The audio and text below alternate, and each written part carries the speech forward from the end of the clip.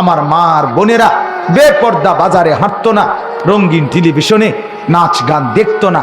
যদি বুঝতো যে জমিনের উপরে আমি টিকে আছি, যে ঘরে আমি টিকে আছি, যেই মাটির উপরে আমি টিকে আছি, এই মাটি আমার আল্লাহর দেওয়া, আর ওই আল্লাহর কাছে আমাকে যেতে হবে, এই কথা যদি দিলে, দেমাগে, কলিজায় থাকতো, বিবেকে থাকতো, অন্তরে থাকতো, আল্লাহর কসম, তাইলে আমাদের জিন্দিগি আরো অনেক সুন্দর হইতো, ঈমান আমল ওয়ালা হইতে।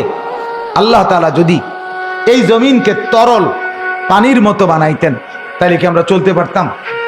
ডুবেই যাইতাম।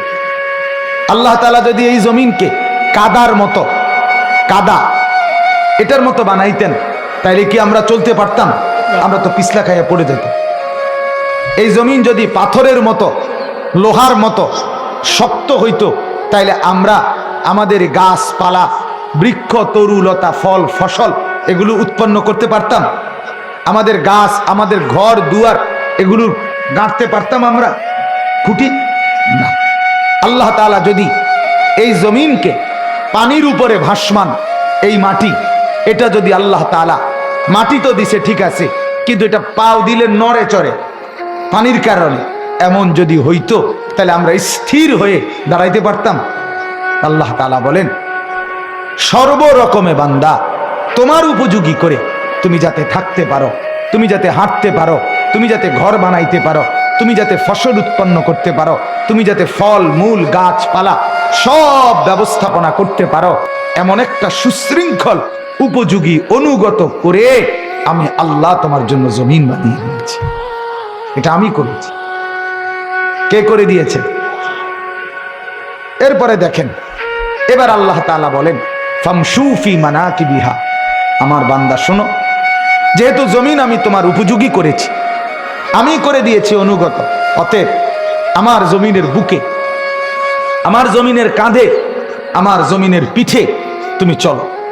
ফামশু, তুমি হাঁটো, তুমি চলাচল করো, গাড়ি দিয়ে পারো, বিমান দিয়ে পারো, তুমি নৌপথে পারো, পায়ে হেঁটে পারো, এই প্রান্ত থেকে ওই প্রান্ত তুমি চলতে থাকো। আমি আল্লাহ তাআলা তোমার চলাচলের উপযোগী বানায় দিয়েছি। অকুলু মির রিজকি, আল্লাহ তাআলা এরপরে বলেন, এবং এই জমিন থেকে আমার রিজিক আছে, আমার সেই রিজিক তুমি ভক্ষণ করো। তাইলে তিনটা কথা বলছে দেখেন। এক, জমিন আমি তোমাদের অনুগত বানিয়েছি। কে বানিয়েছে? দুই, আমার জমিনে তোমরা নির্দ্বিধায় চলাচল করো। তিন, আমার জমিনের উৎপন্ন রিজিক তোমরা ভক্ষণ করো। কিন্তু একটা কথা শুধু আল্লাহ বলছে এরপরে, আমার বান্দা, আমার জমিনে তুমি হাঁটো, আমার জমিনে তুমি ঘর বানাও, আমার জমিনে তুমি বসত গড়ো, আমার জমিনে তুমি ফসল ফলাও, আমার জমিনে তুমি গাছ লাগাও, আমার জমিনে তুমি যানবাহন চালাও, আমার জমিনে তুমি উৎপাদন করো, উপার্জন করো, যাই করো, কোনো সমস্যা নাই, আমি মানা করছি না, আমি তোমার জন্যই দিছি। শুধু একটা কথা মনে রাখো, ওয়া ইলাইহিন নুশুর, তোমাকে আমি আল্লাহর কাছে ফিরে আসতাম।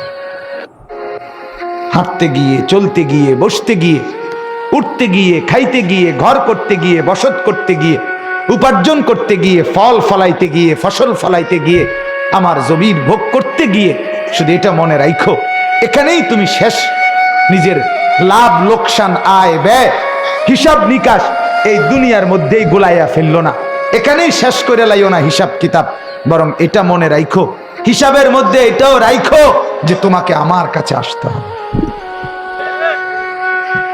আমি বেনামাজি থাকতাম না, আমি হারাম উপার্জন করতাম না, আমি সুদ খাইতাম না, আমি মিথ্যা বলতাম না, আমার যুবক ভাই বেহায়া বেপরদেগি করতো না, অশ্লীলতার ছবি দিয়ে জমিনের মধ্যে ব্যস্ত থাকতো না, উলঙ্গ ছবি নিয়ে সারা রাত পড়ে থাকতো না, নর্তকীর নাচ নিয়ে সারা রাত পড়ে থাকতো না, আমার মার বোনেরা বেপর্দা বাজারে হাঁটতো না, রঙিন টেলিভিশনে নাচ গান দেখতো না। যদি বুঝতো যে জমিনের উপরে আমি টিকে আছি, যে ঘরে আমি টিকে আছি, যেই মাটির উপরে আমি টিকে আছি, এই মাটি আমার আল্লাহর দেওয়া, আর ওই আল্লাহর কাছে আমাকে যেতে হবে, এই কথা যদি দিলে, দেমাগে, কলিজায় থাকতো, বিবেকে থাকতো, অন্তরে থাকতো, আল্লাহর কসম, তাইলে আমাদের জিন্দিগি আরো অনেক সুন্দর হইতো, ঈমান আমল ওয়ালা হইতো। আমরা সব মনে আছে আমাদের, আমরা সব চিনি, সব বুঝি, সব কিছু খেয়াল করি, শুধু এটা ভুলে যাই যে আমাদেরকে আল্লাহর কাছে ফিরে যেতে হবে।